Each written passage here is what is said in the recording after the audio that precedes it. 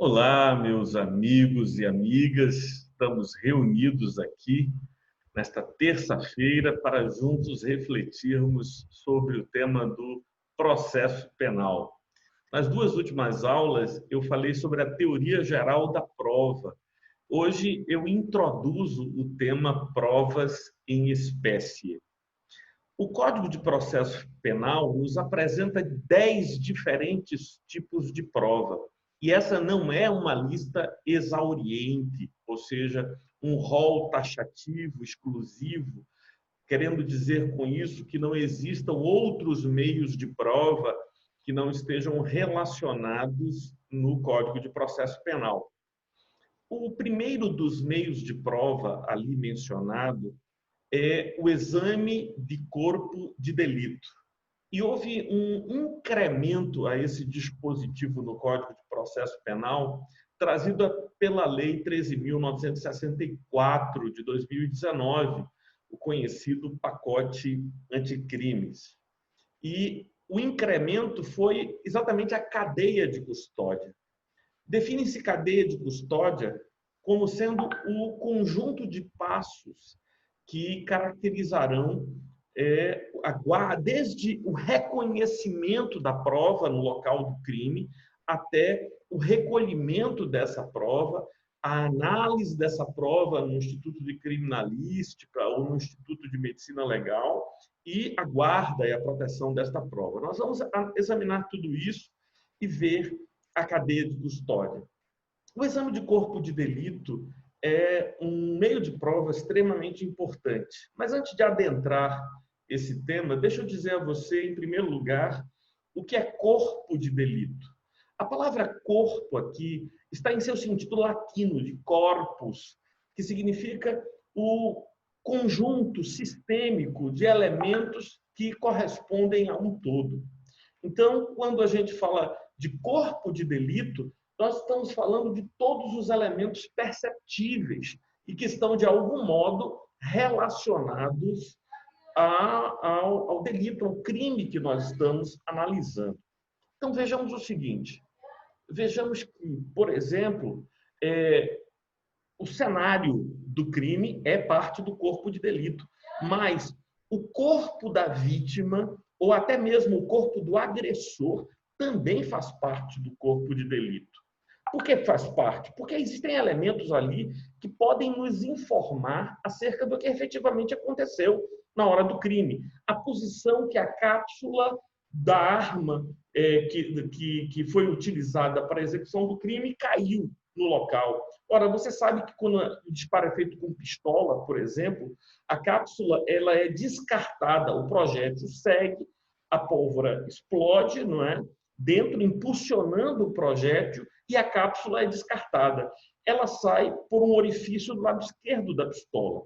Ora, se a cápsula caiu a 1,5 metro, sabe-se que o atirador estava do lado direito. Ou seja, todos esses elementos estão presentes. A perfuração que o projétil fez ao alcançar a parede. Então, o ângulo de inclinação que nós temos no projétil, isso fala sobre a posição em que estava o autor no momento que efetuou o disparo. E tudo isso é relevante. Por exemplo, se o disparo é feito de cima para baixo, a gente pode estar diante de uma situação de execução. Para se falar, por exemplo, de legítima defesa, em geral, você tem um disparo feito na horizontal, nem de baixo para cima, nem de cima para baixo. Então, todos esses elementos serão analisados. E o trajeto que o projétil realizou no corpo da vítima nos informará acerca do cenário do crime. Então, todos esses elementos eles estão presentes no corpo de delito. E o que nós estamos falando é a análise pericial do corpo de delito. Então, o exame do corpo de delito, você já entendeu, é o exame sobre todos os elementos que estão presentes no cenário do crime e que envolve, inclusive, o autor, envolve a vítima. Então, vamos dar uma olhada sobre o que é que o nosso Código de Processo Penal nos informa em relação a esse tema.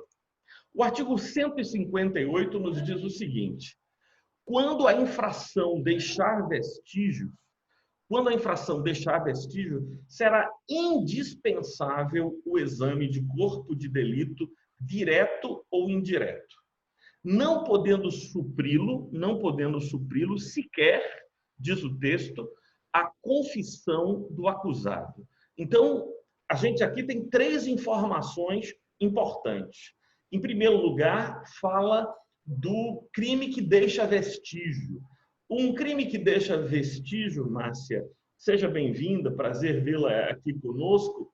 Um crime que deixa vestígio é chamado de crime material. Crime material é aquele que deixa no local do crime, no cenário do crime, evidências de que ele aconteceu. Então, diz o texto, o crime que deixa vestígio, quando o crime for material e ele deixar vestígio, diz o texto, será indispensável. Isso para demonstrar a materialidade do crime. O exame de corpo de delito, direto ou indireto. A pergunta é, o que é um exame de corpo de delito direto e o que é um exame de corpo de delito indireto? Disse-ia que um exame de corpo de delito direto é aquele em que o médico legista ou o perito do Instituto de Criminalística tem acesso ao local do crime de modo imediato. É ele mesmo que vai até o local, ele que reconhece, identifica os elementos de prova, ele reconhece estes elementos ali presentes nas paredes, examina, tem acesso à posição que o corpo da vítima foi encontrado.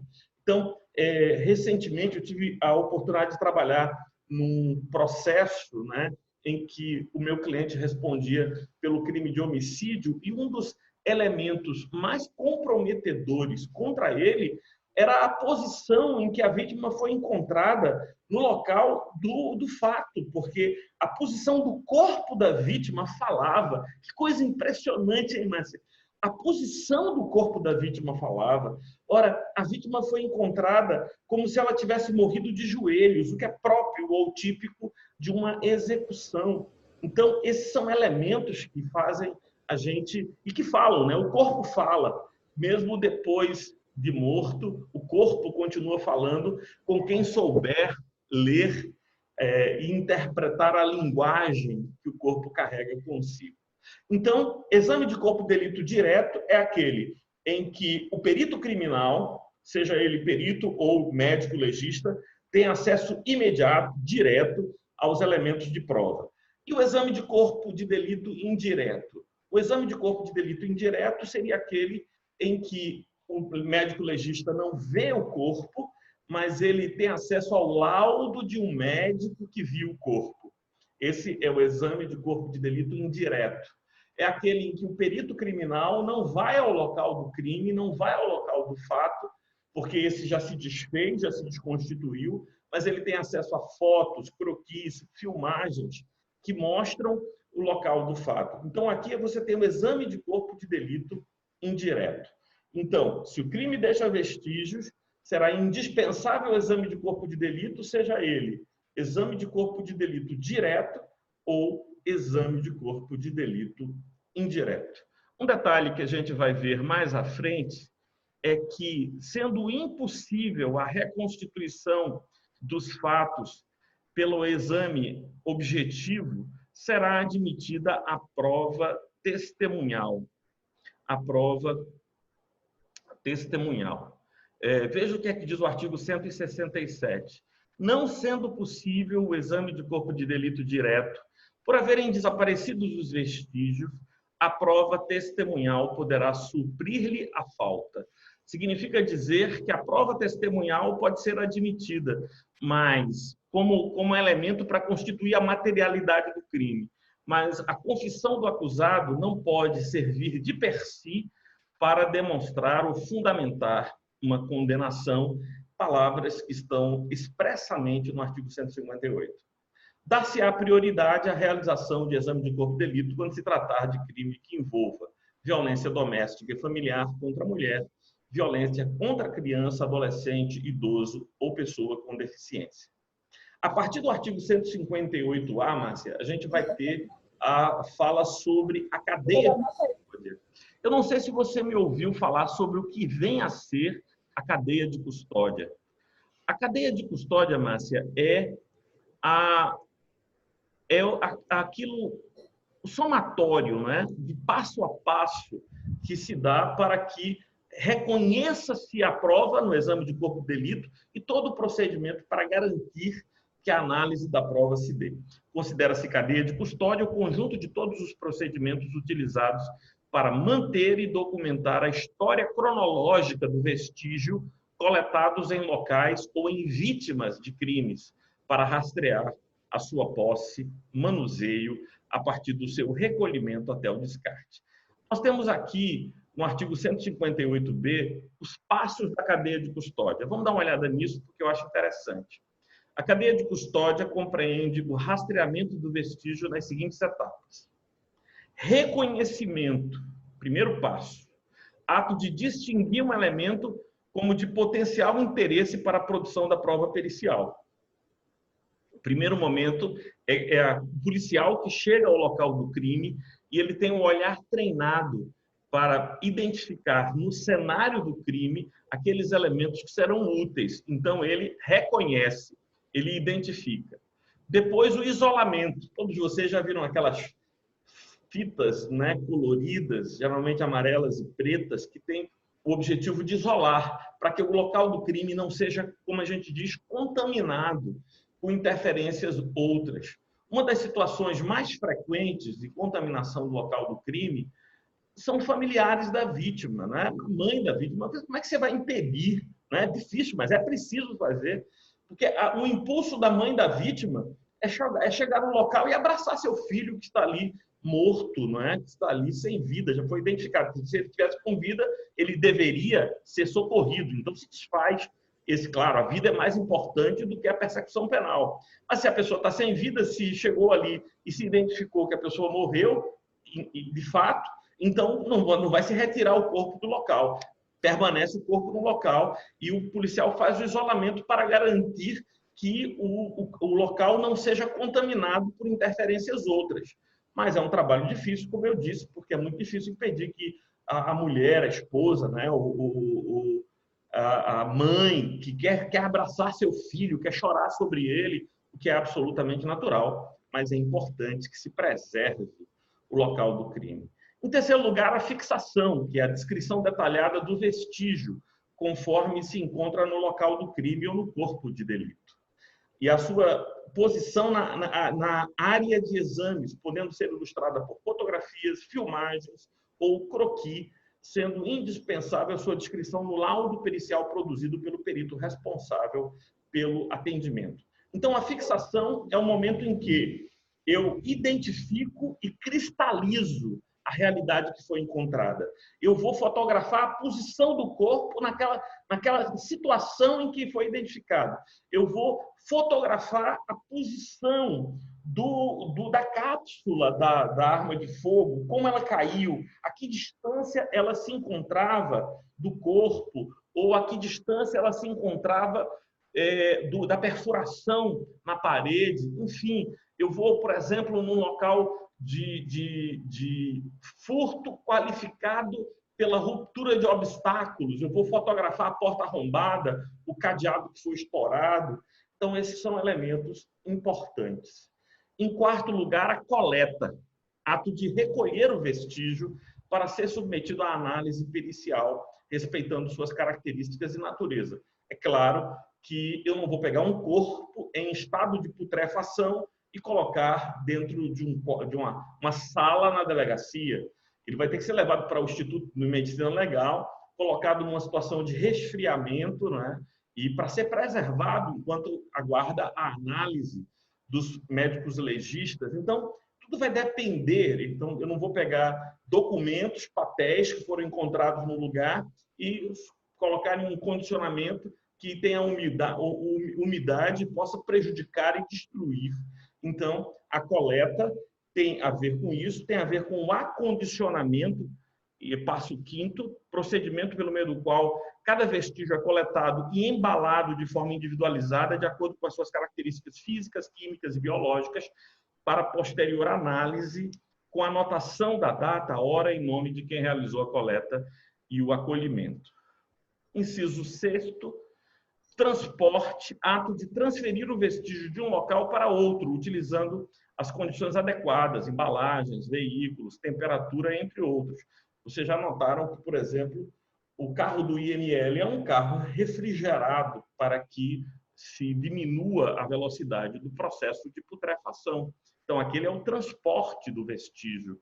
E, nesse caso, muito embora a palavra pareça diminuir o que de verdade é, mas o corpo é um vestígio do crime, né? É um elemento que gera informação, né? Que deixa as digitais, por assim dizer, do autor, do executor do crime. Inciso 7º, recebimento, ato formal de transferência da posse do vestígio, que deve ser documentado com, no mínimo, informações referentes ao número de procedimento, a unidades de polícia judiciária relacionada, local de origem, nome de quem transportou o vestígio, código de rastreamento, natureza do exame, tipo de vestígio, protocolo, assinatura, identificação de quem o recebeu. Isso tudo é muito importante para a preservação do vestígio, a cadeia de custódia do vestígio, mas tem, por outro lado, alguns problemas, né? Porque como a lei detalhou isso de modo muito minucioso, fica fácil para quem quer afastar a prova dizer que não foi obedecida a cadeia de custódia e pedir, então, que a prova seja desconsiderada. Toda vez que uma legislação esmiuça as informações acerca de algo, isso serve como uma faca de dois gumes. Isso tem a vantagem de prever procedimentos e padronizar esse procedimento, mas tem a desvantagem, que é a desvantagem de permitir que processualmente se busque a nulidade do ato por não ter respeitado a cadeia de custódia que está definida em lei, né? Então, aqui no inciso 8º, processamento. E o processamento seria o exame pericial em si, manipulação do vestígio, de acordo com a metodologia adequada e as suas características biológicas, físicas e químicas, a fim de se obter o resultado desejado, que deverá ser formalizado em laudo produzido por perito. Armazenamento, procedimento referente à guarda em condições adequadas do material a ser processado, sim, porque esse material vai ficar à disposição do juiz e das partes durante o processo, guardado para a realização de contraperícia. Márcia, contraperícia seria, por exemplo, houve uma perícia feita por um engenheiro lá, que é perito criminal, e eu posso contratar assistentes de perícia, assistentes técnicos, que dê uma análise diferente daquela. E eu, uma vez de posse de um parecer de um assistente técnico, que pode ser um engenheiro muito reconhecido ou um médico muito respeitado, então isso vai ter peso probatório. Então, a gente vai ver que é possível que as partes, não é, solicitem assistentes técnicos que nada mais são do que peritos particulares, porque os peritos, via de regra, são peritos oficiais, né, que têm cargos públicos, ou não, ou quando não, uma cidade pequena não tem perito, é o próprio juiz que nomeia, mas esse perito é perito oficial.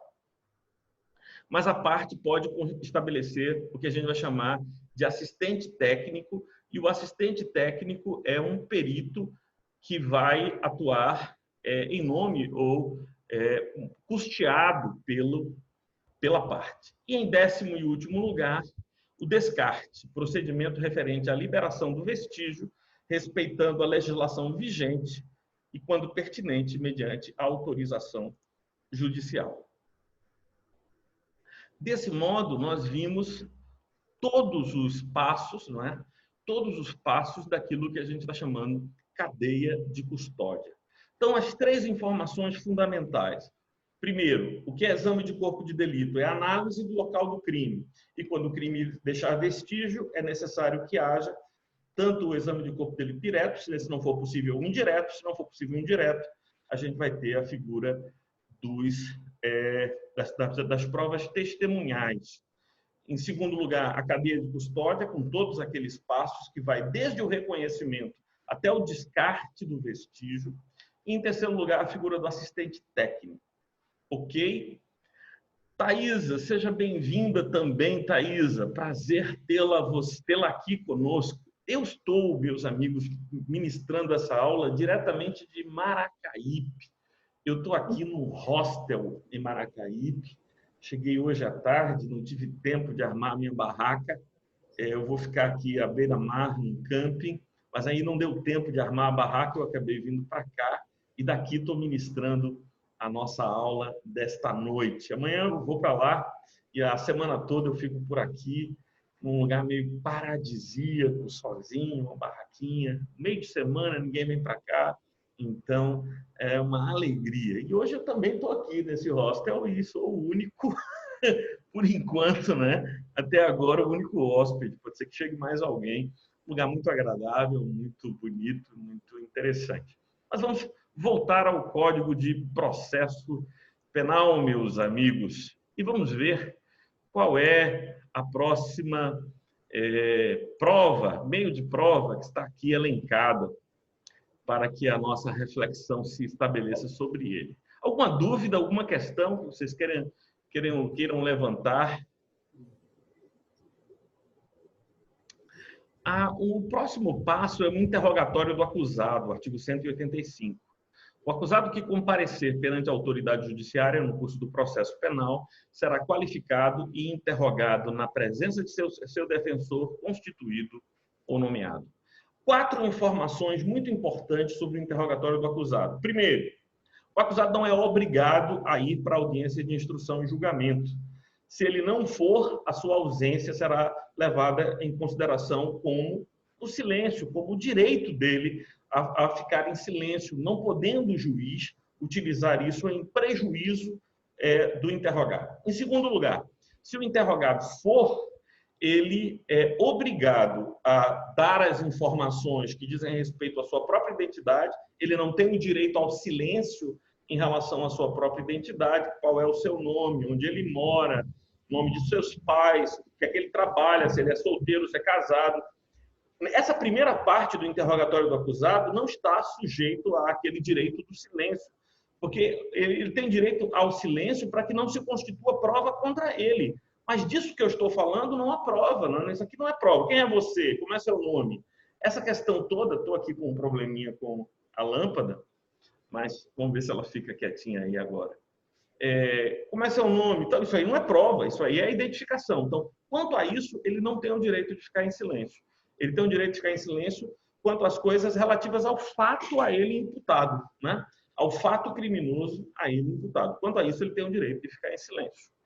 A terceira informação importante, não é possível a condução coercitiva do acusado para participar da audiência. A vítima pode ser conduzida coercitivamente, as testemunhas podem ser conduzidas coercitivamente, os peritos podem ser conduzidos coercitivamente, se intimados não comparecerem, mas o acusado não. Isso é um entendimento recente do Supremo Tribunal Federal, porque conduzir coercitivamente um acusado que, em chegando lá, tem o direito de ficar em silêncio, né? Não faz nenhum sentido. Se ele foi intimado e não compareceu, é porque ele não quis comparecer, era um direito dele. É diferente das testemunhas. As testemunhas estas são obrigadas a comparecer em juízo, assim, os peritos e a vítima também. Outra informação importante. Estando presente, o interrogatório do acusado deve ser o último ato da fase instrutória da audiência. A fase instrutória é a fase da coleta de informações, antes dos debates orais. Então, você ouviu a vítima. Olha a ordem como é, Thaisa. Você primeiro escuta a vítima, depois testemunhas de acusação, depois testemunhas de defesa, depois escuta os peritos se eles tiverem sido convocados. Depois dos peritos, na hipótese de haver acariação, reconhecimento de pessoas e coisas, dependendo se houve pedido de diligência nesse sentido ou não. E, finalmente, depois de tudo isso, ouve-se o acusado.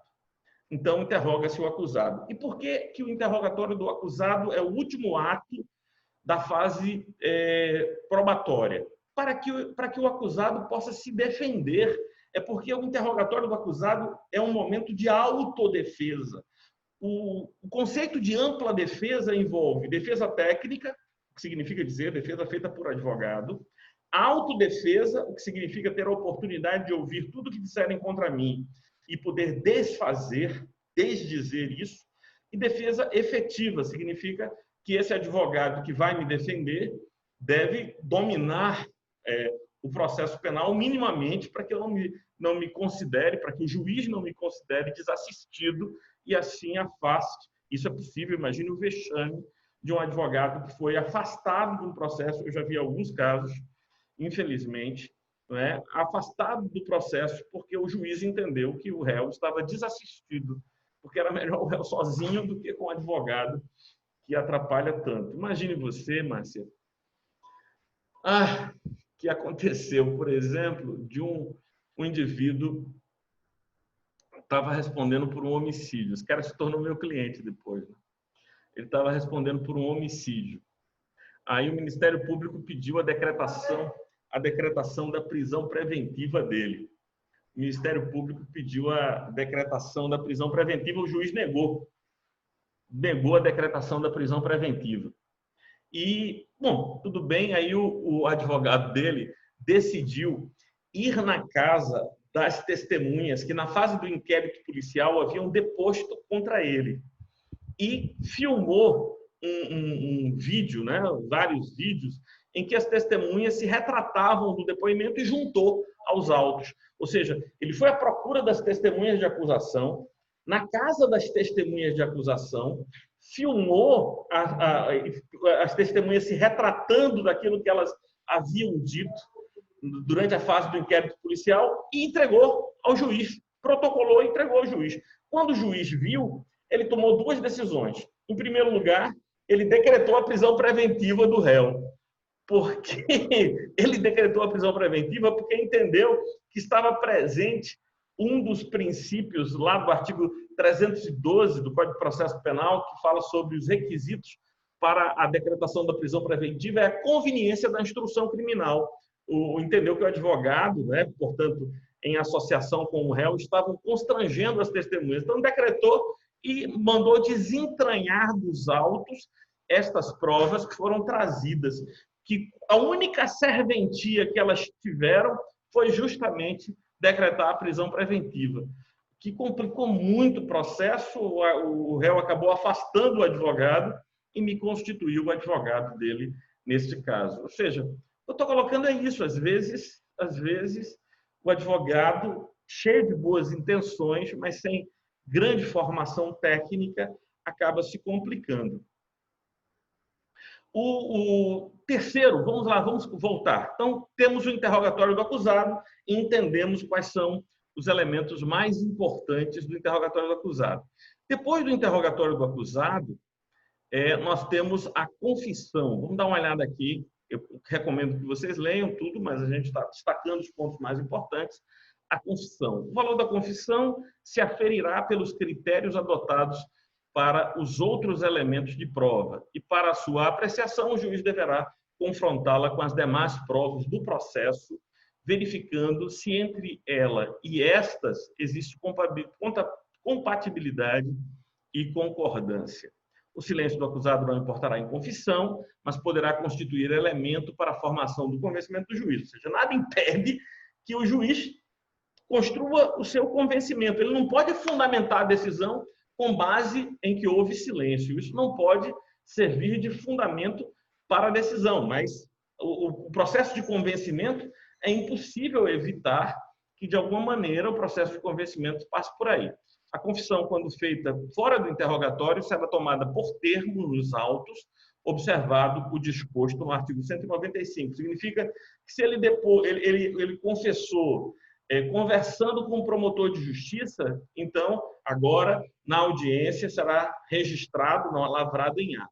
E o mais importante sobre esse assunto é que a confissão será divisível e retratável, sem prejuízo do livre convencimento do juiz, fundado no exame das provas em conjunto. Ou seja, alguém que fez uma confissão, ele pode se retratar da confissão. E isso não pode ser levado em consideração em desfavor do réu. Ou seja, Se ele se retratou, então aquilo que foi dito não poderá ser levado em consideração. A questão é a seguinte, e essa história a vocês. Eu fui convidado para atuar como advogado num caso em que o meu cliente estava sendo acusado de estelionato.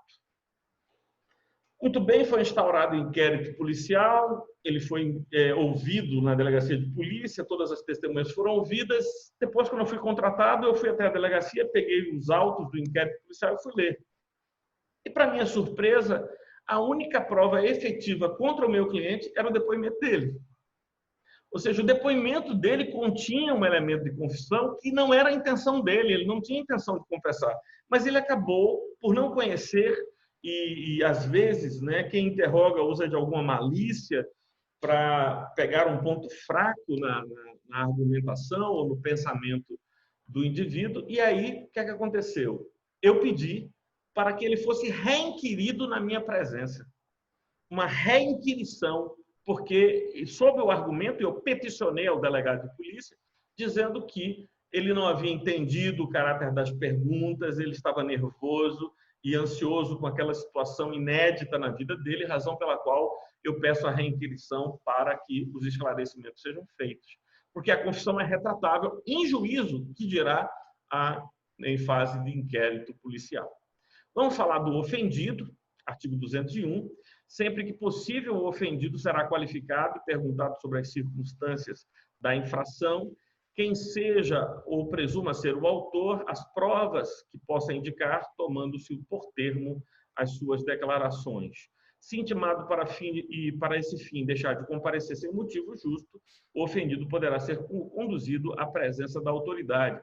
Aquilo que eu já lhes havia dito sobre a condução coercitiva. O ofendido será comunicado dos atos processuais relativos ao ingresso e à saída do acusado da prisão, a designação de data para audiência e a sentença e respectivos acórdãos que mantenham ou a modifiquem. Pessoal, isso é uma inovação de 2008 importante, porque o que é que acontecia antes? O processo andava e como o processo, em regra, em geral, é ação pública incondicionada e o titular da ação é o Ministério Público, o ofendido fica sem saber de nada. Por exemplo, no crime de estupro. Ora, imagine uma mulher vítima de estupro. Ela foi vítima de estupro, mas o Ministério Público a substituirá na relação processual. Então, ela não fica sabendo que o réu, o agressor foi preso, se está solto, se ele recorreu. Então, ela fica completamente desinformada. E esse dispositivo introduzido em 2008, e que eu suponho ser extremamente interessante, obriga o juízo a informar a vítima sobre todos os fatos pertinentes à entrada, saída do indivíduo da prisão. As comunicações ao ofendido deverão ser feitas no endereço por ele indicado, admitindo-se, por opção do ofendido, o uso de meio eletrônico. Antes do início da audiência e durante a sua realização, será reservado espaço separado para o ofendido. Se o juiz entender necessário, poderá encaminhar o ofendido para atendimento multidisciplinar, especialmente nas áreas psicossocial, de assistência jurídica e de saúde, às expensas do ofensor ou do Estado. A palavra expensas significa às custas, né? Com o pagamento do ofensor ou do Estado. Eu acho que essa coisa que é muito interessante. Hoje, a intimação ela pode ser feita, inclusive, por WhatsApp, né? Pode ser feita por e-mail, por WhatsApp. Essa semana passada, eu participei de uma audiência no Juizado Especial Criminal, muito interessante, feita pela internet, com muitos alunos presentes e tal. Foi muito interessante. A conciliadora que me conhecia e eu entrei com um pedido informando, né, que havia acontecido a extinção da punibilidade pelo fenômeno da decadência. E aí a conciliadora me pediu para explicar aos alunos como eu tinha verificado a decadência, o que é decadência. Acabou aquilo virando uma aula, né? E o defensor público, que representava a querelante, também muito educado, muito simpático, e talvez respeitando os meus cabelos brancos, que não são tantos assim, porque os cabelos mesmos estão se evadindo do local do crime. Então, todos tiveram muita atenção comigo e pudemos fazer uma audiência tranquila, leve e muito informativa a todos aqueles. E é bom para o aluno ver, né, os profissionais em ação, em ação. E é bom quando os profissionais têm essa cortesia, porque, hipoteticamente, os inimigos são o querelante e o querelado. O advogado de defesa e o advogado de acusação não são inimigos. Tive até uma situação, que eu não sei se contei a vocês, mas uma audiência muito tensa, em que eu e o advogado da parte autora, eu era advogado da ré, e batemos de frente com argumentos duros um contra o outro. E, ao final da audiência, para a surpresa de todos, o advogado da autora se levantou e disse: professor Martorelli, que alegria encontrar o senhor aqui nessa audiência. O senhor foi uma das grandes inspirações que eu tive para me tornar advogado criminalista. E eu não tive dúvida. Ô, meu amigo, como vai? Que prazer e tal. E a minha cliente assustada, assim, meu Deus do céu, como é que é esse negócio? É a vida e suas circunstâncias. Outro dia fui à delegacia, a gente vai contando causos aqui, que a gente não tem pressa, né? No nosso curso, e espero que isso tudo ajude você, e que a gente se encontre. Fui à delegacia, fui para a central de inquéritos, e coincidentemente havia 4 advogados esperando situações diferentes na portaria ali na central de inquéritos. Quando eu cheguei, todos os 4 eram meus ex-alunos em diferentes faculdades, alunos de processo penal. E eu os cumprimentei com grande alegria e festa. E depois eu entrei para atender o meu aluno, o meu cliente, que estava sendo autuado em flagrante. E depois os advogados chegaram e pediram para eu explicar a eles como é que se analisava o inquérito policial, né? Como é que se analisa, quais são o que é que tem que ser identificado, o que é que não tem que ser identificado no inquérito policial. Coisa boa, né? Coisa boa. Estou com 52 anos, um bocado de rodado aí. Hoje em dia, Tiago toca o escritório mais do que eu. Eu estou aqui, meus amigos, em Maracaípe, para aproveitar uma semana de... Talvez mais, talvez eu fique aqui 2, não sei. Não tenho nenhuma obrigação que me impeça de ficar aqui. Muitos clientes eu atendo à distância e também posso elaborar e mandar peças, e o Thiago está tocando tudo lá, e eu à beira-mar. Muito bom. Vamos lá, pessoal. Então, o juiz tomará as providências necessárias à preservação da intimidade, vida privada, honra e imagem do ofendido, podendo, inclusive, determinar segredo de justiça em relação aos dados. Muito comum nos crimes de violência sexual, notadamente nos crimes de violência sexual contra menores, né, de idade. Então, é muito comum que esses processos corram em segredo de justiça. Depoimentos e outras informações constantes nos autos a seu respeito, para evitar sua exposição aos meios de comunicação. Companheiros, hoje a gente vai ficar por aqui e eu vou continuar analisando estas provas na próxima terça-feira, provavelmente aqui de Maracaípe ainda, mas a gente continua conversando sobre provas. Hoje vimos exame de corpo de delito e cadeia de custódia, vimos o interrogatório do acusado, a confissão e o depoimento da vítima.